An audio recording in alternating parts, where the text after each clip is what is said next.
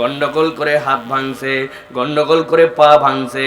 হাত পা ভাঙার সাথে সাথে আবার একটা লাঠি ছিল হাতে, বাড়ি একখান কোপায়া দিছে, ব্রেনের পিছনে এই জায়গায় লাগছে। লাগার পরে ওর হুঁশ আক্কেল চলে গেছে, জ্ঞান আর নাই, কোমার মধ্যে চলে গেছে। হাতও ব্যান্ডিজ, পাও ব্যান্ডিজ। কিন্তু ওই যে গেছে হাসপাতালে, যাওয়ার পরে তার জ্ঞান আর ফেরত আসে নাই। এবার বুঝে উত্তর দেন, হাত ভাঙা আছে, পা ভাঙা আছে, সাথে সাথে তার চেতনা নাই, জ্ঞান নাই, ব্রেন নাই। তাহলে ওই বেটা কি হাসপাতালে শুয়া কার হাত ভাঙবে আর কার পা ভাঙবে এই চিন্তা করার কি তার কোনো সুযোগ আছে? আমার আল্লাহ রাব্বুল আলামিন বলছেন, নবী আপনি জানান, বাল নাকযিফু বিল হাক্কি আলাল বাতিল ফায়াদমাগু ফাইযা হুয়া যায়িক ওয়া লাকুমুল ওয়াইলু মিম্মা তাসিফুন।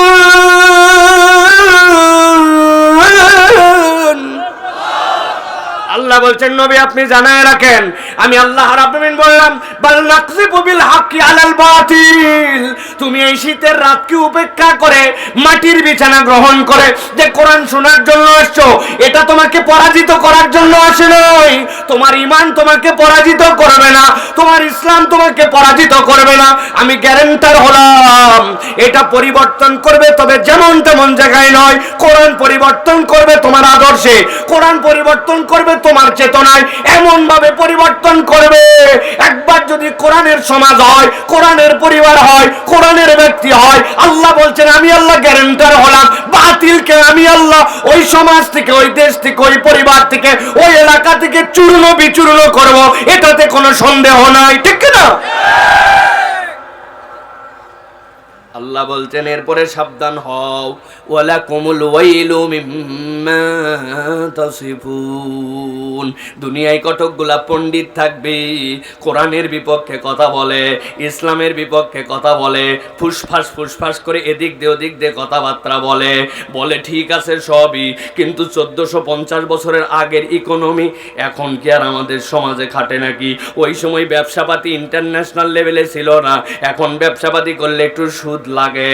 ওই সময়ের ব্যবসাপাতি যেরকম ছিল এখনকার ধরন ওরকম না, ওই সময়ের মহিলারা যেরকম ছিল এখন আধুনিক দুনিয়া সেরকম না। মানে অনেক কিছুই, কিন্তু দিলটা পুরা টানে না, আল্লাহর বিধান নিয়ে কথা বলে, আল্লাহ রাব্বুল আমিনের হুকুম আহকাম নিয়ে মন্তব্য করে, বাড়তে বাড়তে বাড়তে বাড়তে ফতোয়া দিয়ে বসে। মসজিদের ভিতরে রাজনৈতিক আলাপ এবং বিভিন্ন ধরনের দুনিয়াবি কথা বলা হারাম আছে ভাই?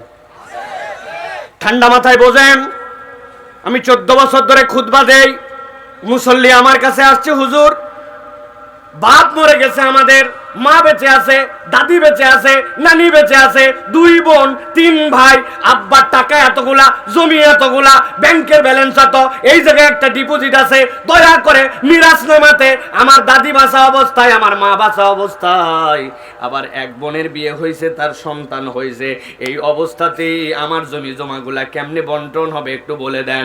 বললাম ঠাডা এক থাপ্পড় দিবে, এগুলা দুনিয়াবি আলাপ, বাহিরে চল, সিনেমা হলে হবে এগুলা গল্প, ঠিক না ভাই? জমি জমার হিসাব তো দুনিয়াবি হিসাব, ওই হিসাব তো মসজিদে চলবে না। এই জায়গায় আপনি বলবেন না এই জমি জমার হিসাব তো আল্লাহ বলছে এটা করা লাগবে, তাহলে যেই আল্লাহর দেওয়া জমি জমার হিসাব আপনার মসজিদে চলে, ওই আল্লাহর দেওয়া রাজনীতির হিসাব মসজিদে চলে না। এই কথা যারা বলে বুঝবেন এরা হচ্ছে শয়তানের নানাতো খালাতো আবু জেহেল্লা গ্রুপের ভাই বেরাদার। এরকম লোক এলাকায় আছে ভাই, মাশাআল্লাহ, দেখা হবে তাদের সাথে আমাদের সামনে, ঠিক আছে না?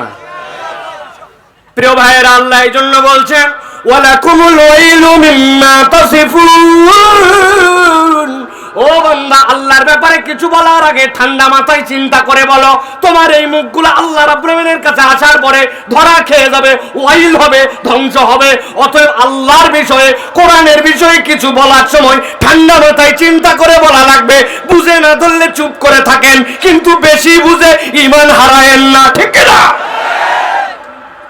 রব্বুল আলামিন বলতেছেন এই কোরআন পরিবর্তন করবে, কিন্তু কোরআনের পরিবর্তন হচ্ছে চেতনায়, কোরআনের পরিবর্তন হচ্ছে আদর্শে। বান্দা যদি আদর্শিকভাবে নিজে পরিবর্তন হতে না পারে, তাহলে আমার বাংলাদেশ পরিবর্তন সম্ভব নয়, ঠিক কি না? আপনাকে আদর্শিক মানুষ বানাচ্ছে কোরআন। আপনাকে বলতেছে যে আপনাকে সৎ, সততা, ইনসাফ, দায়িত্ববোধ, সমাজের প্রতি আপনার কর্তব্য, পিতামাতার প্রতি আপনার দায়িত্ব, অসহায় দুস্থ অনাথদের প্রতি আপনার দায়িত্ব, আপনার সম্পদ আপনার কেবল ভেবেন না, এই সব কিছুতে ইসলাম আপনাকে আদর্শিক পরিবর্তন করতে চায়। এই আদর্শের পরিবর্তন না হলে কখনো মৌলিক পরিবর্তন করা সম্ভব নয়, ঠিক না? এই জন্য প্রিয় ভাইরা, এবার বুঝে থাকলে বলেন, আমরা যে কোরআন শোনার জন্য আসলাম, এটা লাভ আছে না নাই? আছে তো ভাই? তাহলে এই যে আপনারা এসে বসে গেলেন, কোরআন শোনার জন্য হাজির হয়ে গেলেন, এটা আমাদেরকে বেনিফিট দিবেই দিবে ইনশাআল্লাহ। তাহলে আমরা আজকে কোরআন থেকে কিছু কথা শুনতে রাজি আছি তো ভাইরা? আছি তো ভাইরা? তবে আজকে আপনাদেরকে বলে রাখি, আজকে মাহফিলের প্রথম দিন, যে সকল মুরব্বীরা এখানে আসছেন, যাদের বয়স 40+, আপনাদের জন্য উন্মুক্ত ছুটি ঘোষণা করা হলো। আপনারা দয়া করে বাড়ি চলে যান। আজকে আপনাদের কোনো ওয়াজ হবে না, আজকে যা ওয়াজ হবে ইয়াংদের জন্য। মুরব্বীদের উন্মুক্ত ছুটি, আপনারা বাড়ি চলে যান, যাই আরামসে ফান সান চাবায়া এরপর আপনার শুয়ে পড়েন। তবে যাওয়ার আগে একটু খবর নিয়ে যায়েন, বেশিরভাগ চাষি আম্মারা মাহফিলে চলে আইছে, চাবি আপনার কাছে নাই, যাই খলায় বসে থাকা লাগবে আবার। এই জন্য যদি থাকতে চান থাকেন, তবে ছুটি দেওয়া থাকলো, গেলে কোনো আপত্তি নাই, ঠিক কিনা? প্রিয় ভাইয়েরা, যারা যারা তরুণ যুবক আমাদের আজকের মাহফিলে আসছেন, ইনশাআল্লাহ কথা শুনতে রাজি আছেন? দেখি কারা কারা আছেন। মাশাআল্লাহ, মাশাআল্লাহ।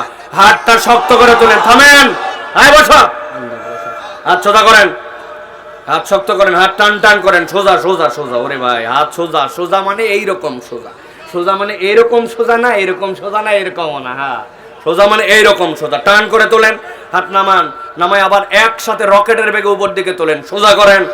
হ্যাঁ, আরেকবার হাত নামান। এবার খালি তুলবই না, ডাইনে বামে তাকায় একটু দেখবো কারা কারা উঠাতে পারে নাই, ফাঁকি মারছে, ঠিক আছে না ভাই? পারবেন না ইনশাআল্লাহ? আপনারা দাঁড়ায় আছেন, সিট নাই, পায়ে দম বেশি, দাঁড়ায় থাকলে দাঁড়ায় শোনেন, আমার কোনো সমস্যা নেই। আপনার মন চাইলে আমার কি সমস্যা, আপনি শুনেন দাঁড়ায়। বসার এত সুন্দর ফ্যাসিলিটিস আপনার, আপনি না বসলে আপনি দাঁড়ান, কিন্তু আপনাকে কথা শুনতে হবে। হাত টান টান করে সোজা করেন, করছেন। ডানে বামে একটু তাকায় দেখেন তো কারা উঠাতে পারে নাই, চেহারাগুলো একটু দেখে নেন। শক্ত হয়েছে, হাত শক্ত হয়েছে, একটু নড়াচড়া দেন, নড়াচড়া দেন, মাশাআল্লাহ। জোরে জোরে জোরে জোরে নড়াচড়া দেন। এবার একটু হাতটা সামনের দিকে সোজা করেন, মাশাআল্লাহ, সোজা করছেন। এবার এবার বুক বরাবর নেন, এই বরাবর। এবার আকাশ বাতাস মুখরিত করে একটা তাকবীর দিতে হবে। পারবেন ইনশাআল্লাহ? যারা যারা পারবেন তারা বলেন আল্লাহুম্মা আমিন, আর যারা যারা পারবেন না তারা বলেন আল্লাহুম্মা আমিন। আহা, সলিড লোক আছে না ভাই? আছে, এটা আছে। আমার দিনাজপুরের মাহফিলের অভিজ্ঞতা আছে। হাজার হাজার মানুষ, দিনের বেলাও এদিকে এত মানুষ আপনি চিন্তাই করতে পারবেন, এ কয় মানুষ দিনের বেলাও দিনাজপুরের দিকে। আমি অনেক পাম্পট্টি দিছি শীতের রাত, বাবা একটা আল্লাহর জন্য তাকবীর দিতে হবে, কলিজা ছিঁড়ে দিতে হবে, আসমান জমিন ফাটাতে হবে, পাম দিয়া এরপর আমি লিল্লাহে তাকবীর বলছি। সামনে এক মুরব্বী বসা ছিল, উনি উত্তর দিছে আল্লাহ। চোখও গেছে আমার ওই দিকেই। উনার তাকবীরের উত্তর শুনে আমি ওই দিন সিদ্ধান্ত নিছি, আমি প্রচুর মাহফিলে এই কথা বলছি, পাম দিয়া কাম, এটা দিল থেকে আসা লাগবে, পামের কাম না, ঠিক না? পাম দিয়ে কাম হবে না।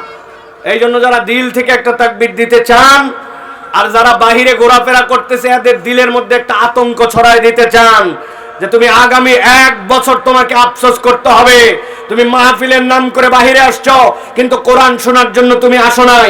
আমার স্পষ্ট বক্তব্য, মাহফিলে ওয়াজ শোনা ফরজ নয়, ওয়াজিব নয়, সুন্নতে মুআক্কাদা নয়।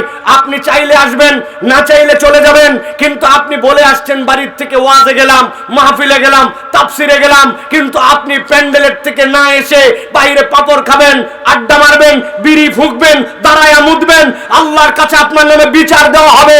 হয় ওয়াজে আসবেন, না হয় বাড়িতে যাবেন। কথা ঠিক না? 2 নম্বরই চলবে না, কোনো ধানাই পানাই চলবে না। আজকে আমরা যেইগুলা লোক ভিতরে আসবে না, ইনশাআল্লাহ ওদের ভাই ব্রাদার বন্ধু চাচা ফুপা ওদের দ্বারা আমিন বলাবো, ওদের তকদিরে আজকে আমরা খেলা দেখাবো। দাঁড়াও, আমি বলবো না, তোমার আপন লোকজনই আমিন বলাবো তোমাদেরকে দিয়া। আমি আসার সময় দেখে আসছি, আইলের মধ্যে নামে টানতে তিন দিকে গোল, আমি মনে করছি কুয়াশা, পরে তাকাই দেখি চারিদিক কুয়াশা নেই, খালি মধ্যে কুয়াশা কেন? পরে এক বিড়ি ভাগ করে খাচ্ছে চারজন, কত দয়া! আহা, এরকম মানুষ হয় না।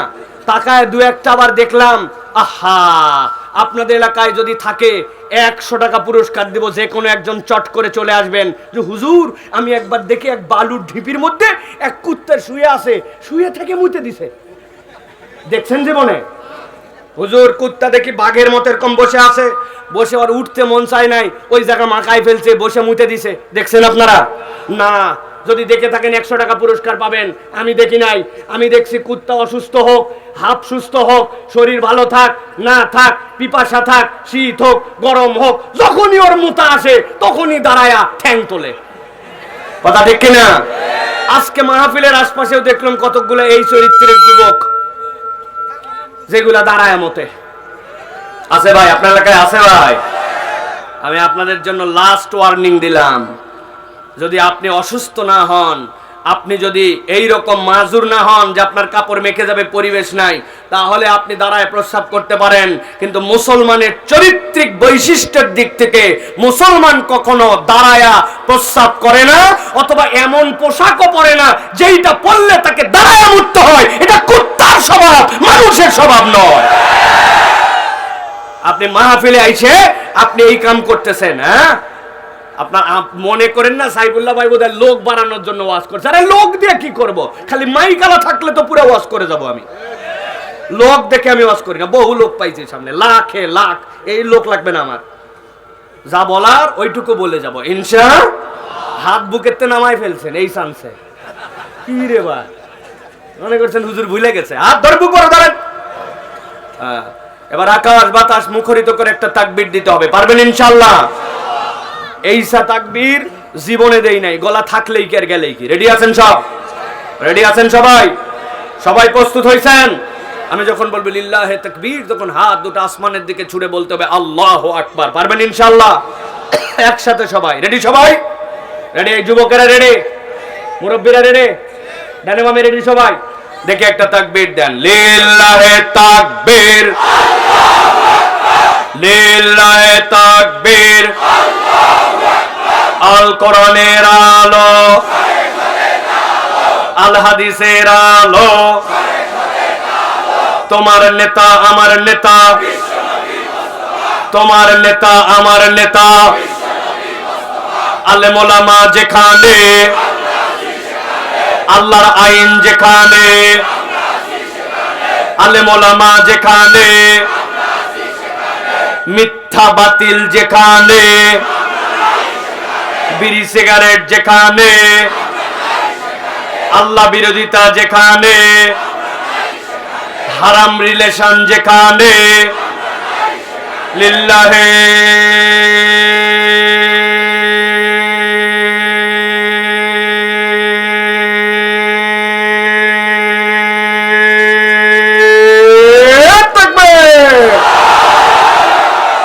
আলহামদুলিল্লাহ। আলহামদুলিল্লাহ বলেন। শয়তান আছে? আর শয়তান আল্লাহু আকবার সহ্য করতে পারে না, এই জন্য শয়তান আল্লাহু আকবার শুনলে পালায়, ঠিক কি না? এই জন্য আমরাও বলে দিতে চাই, যারা আল্লাহু আকবারের পক্ষে নয় এরা ইমানদারের পক্ষে নয়, এরা হচ্ছে শয়তানের পক্ষে। অনেক দল পার্টি আছে যারা তাদের স্লোগানে আল্লাহু আকবার বলতে পারে না, আল্লাহর শরিয়া আইন বিশ্বাস করতে পারে না, আল্লাহর আইনের পক্ষে নিজেদের অবস্থান জানান দিতে পারে না। আমরাও বলে দিতে চাই, আগামীর বাংলাদেশ আলেম ওলামার বাংলাদেশ, আগামীর বাংলাদেশ তরুণ যুবকদের বাংলাদেশ, আগামীর বাংলাদেশ ইসলামের বাংলাদেশ। ওই বাংলাদেশে আল্লাহু আকবারের পক্ষে যারা, তাদের পক্ষে আমরা, আল্লাহু আকবারের পক্ষে না থাকলে তাদের পক্ষে আমরা নই, ঠিক না? আল্লাহ রাব্বুল আমিন আমাদেরকে কবুল করেন।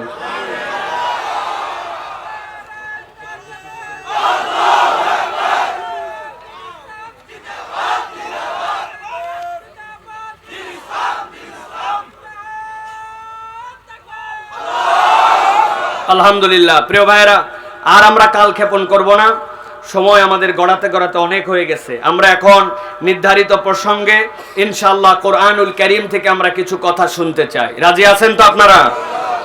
আছেন তো আপনারা? ইনশাআল্লাহ। প্রিয় ভাইরা, বিতাড়িত শয়তান থেকে আশ্রয় প্রার্থনা করে আল্লাহ রাব্বুল আলামিনের শেখানো বাক্য প্রাণ ভরে উচ্চারণ করে দাঁড়িয়ে বসে দূরে কাছে আবাল বৃদ্ধ বনিতা তরুণ যুবক কিশোর মা বোন সকলে আমরা কোরআনুল কারীমের মধ্যে প্রবেশ করব।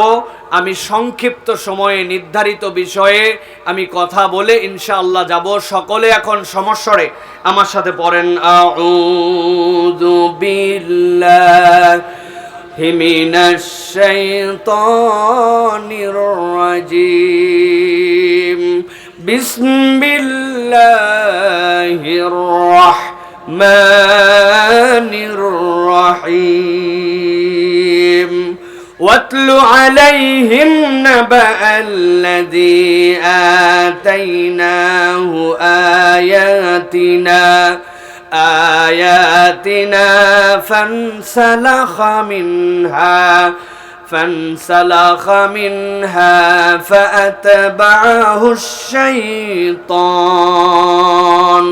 فأتبعه الشيطان فكان من الغاوين।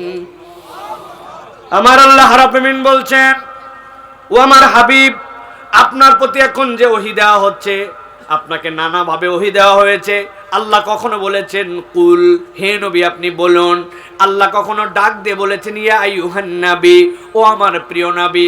আল্লাহ আবার ডাক দিয়ে বলেছেন ইয়া আইয়ুহাল মুজাম্মিল, ইয়া আইয়ুহাল মুদ্দাসির, ও কম্বল পেঁচানো, কম্বল জড়িয়ে আবৃত যিনি এখন শুয়ে আছেন আপনি মুহাম্মদ সাল্লাল্লাহু আলাইহি সাল্লাম।